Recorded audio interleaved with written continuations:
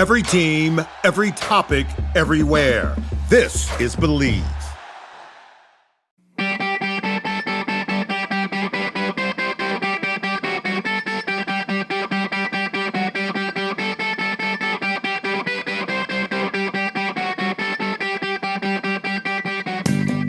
What's up, everybody? Welcome back to another Sexy Wednesday with Vechs. Sexy with Vechs Wednesdays. This is short shifts where we put 10 minutes on the, I'm such an idiot. We put 10 minutes on the clock. Toph has no idea what my question's about. And if you haven't been here for the last couple of weeks, we've got a presenter, my boy Chad from Skate Tech. Skate Tech Sharpening and Equipment Repair brings you NHL quality service at an affordable retail price. With over 23 years of sharpening and equipment customizing experience, Skate Tech serves as your personal equipment manager, providing the highest quality skate sharpening, blade profiling, team uniforms, and equipment alterations available on the market today. I can 100% attest to this, as all of my high-level guys, pro and college guys, all get their equipment altered, sharpened, and everything from Chad at Skate Tech. Let us help you take your on-ice performance to the next level with the edge the pros trust. Check him out at skatetechsharpening.com. Toph has no idea what the topic of today is. Toph, this is a hot one that I was talking about in the gym with my guys at TPH today, and it is warm-ups.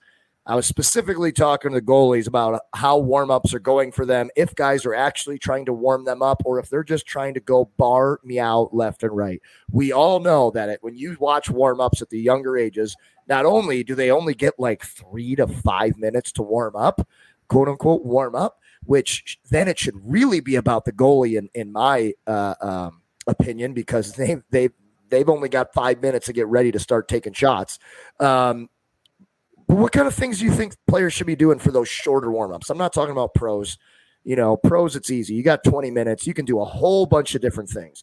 At the younger ages, when you barely get out there, it might take a full minute for the Zamboni or the scorekeeper to dish out the pucks. Everybody's waiting, like, come on, give us the pucks. We want to warm up.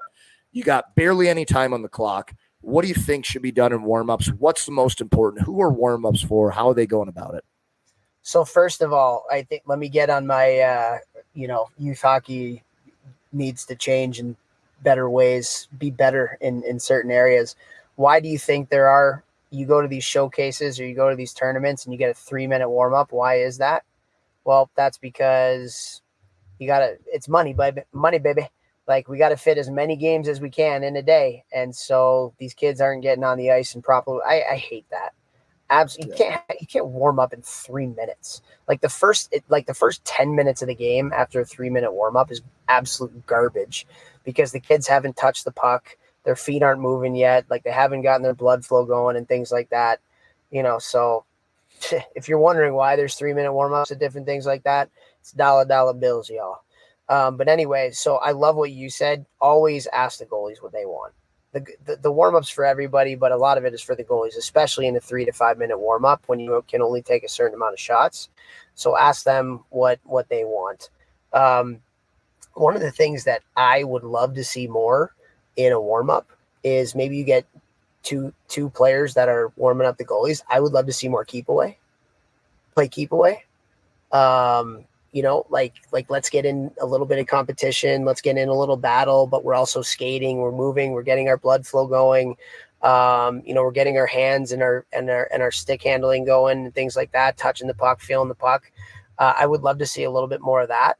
How would you suggest they do that? Like in a one-on-one, kind of all over the zone while somebody's taking warm-up shots on the goalie in the slot, or like kind of like in the circles where the players are kind of just all so you basically have like 3 different areas on the ice. You have kind of like the dot on the one side of the net. You have the dot on the other side of the net, and then you have kind of like the blue line to the red line, or the top of the circles up in the middle of the ice. You get a third of your team in one area, a third of your team in another area. Everybody gets a partner, and you just play keep away for 10 seconds. And then the other guy gets the puck and that person starts and you get keep away. Another thing I love, and we did this at Michigan, NAR brought it in. We did rondos.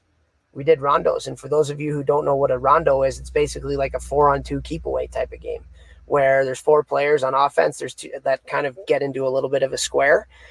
two players on defense, and the four guys around have to pass the puck to each other. The two guys are trying to take it away and deflect pucks from passes. And so again, it adds a little bit of compete to warm-ups. You're getting passing going. It's making your mind think a little bit, because you got to find passing lanes. You got to get your stick and stick pressure and stuff like that. Rondos is huge in soccer. They do a ton of it in soccer. And it's getting into hockey a little bit more, but it's a great tool for development. So I would incorporate some keep away. I would incorporate some rondos while somebody's warming up the goalie. And then from a goalie's perspective, I think goalies they need to move and they need to skate.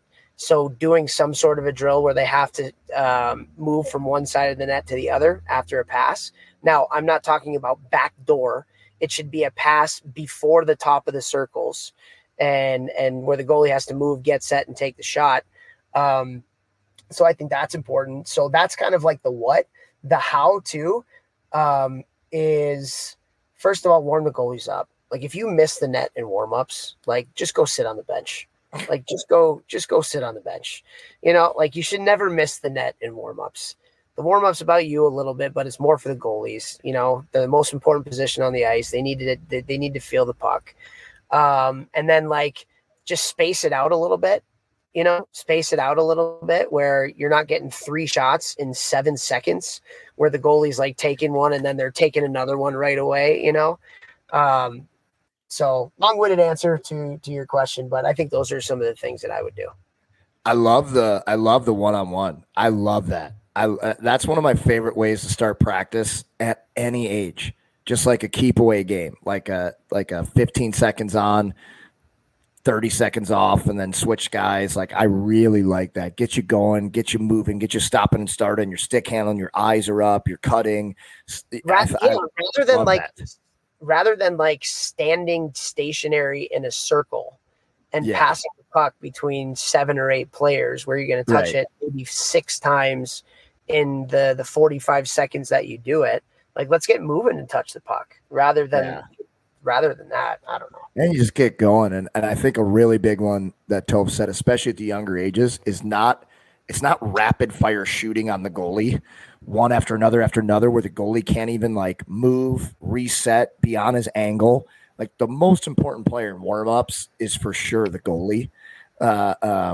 So you got to take care of your goalie. So for instance, if you have the players get out there and right away they start with the one-on-one battle, I would have one player in the slot with most of the pucks and, 5 to the glove high, 5 to the blocker high, 5 to the glove low, 5 to the stick low, 5 to the chest, have them catch it tight, hit both goalies with that while the other players are doing whatever they're doing. Quick lap, go into whatever shooting drills your goalies like the most. If it's a really young team, you decide what those drills are. First one is usually going to be a long shot from the blue line so they can work on tracking it. And then, whatever it is, if it's a 3, I've literally seen kids have 3 minutes on the clock for warm up. That's insane. You pretty much can't do anything. So I think if you just did those couple of things right there, that's going to be a pretty decent warm up for the younger ages. I also agree with Toph. We got to get these warm-ups to be a little bit freaking longer, guys. Come on. Yeah. Because in reality, a 3-minute warm-up, typically they start the clock when the first person hits the ice. Yep. And then it takes 25 seconds to 30 seconds for everybody to get on the ice and get their backup stick on the bench. And then so now it's a 2.5 minute warm-up. And then guys like to stretch or whatever. So it's really 2 minutes, but the last 15 seconds to 30 seconds is picking up the damn pucks, So You're at negative 8 seconds already. Yeah. Right. I don't know. It's, and again, think about it, even from an injury prevention perspective.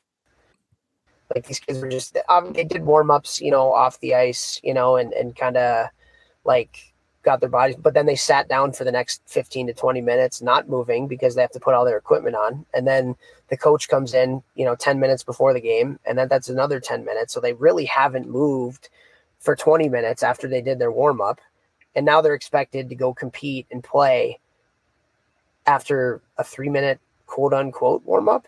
Ridiculous. Kids get injured. I wonder if there's like a study that you can do, like injury prevention on like the length of warmups, Yeah.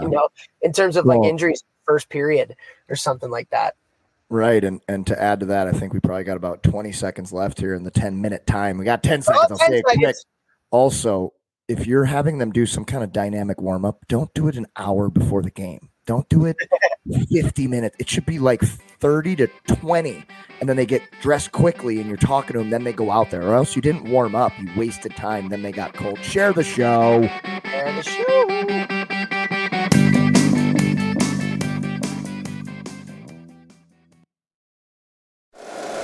If you like the show, please take a moment to rate, review, and subscribe. It really does help the show to grow. Thank you for listening.